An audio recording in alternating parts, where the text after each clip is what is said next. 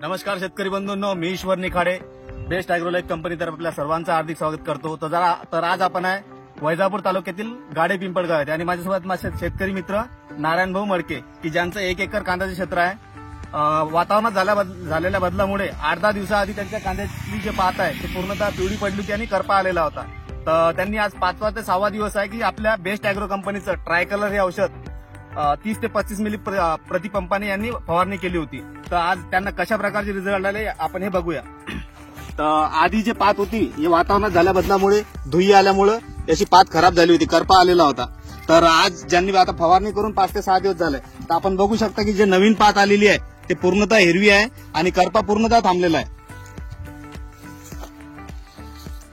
हे आपण जुने पानं जे पाहिले, जे करपा आलेलं होतं ते बघू शकता तुम्ही की किती मोठ्या प्रमाणात करपा आला होता. आता करपा पूर्णतः थांबलाय आणि पात एकदम हिरवीगार आहे. आपण बाकीचा प्लॉट बघू शकतो की पूर्ण भुरका पडलेला होता प्लॉट, आज एकदम हिरवीगार पात झाले, हिरवीगार कांदा झालेला आहे.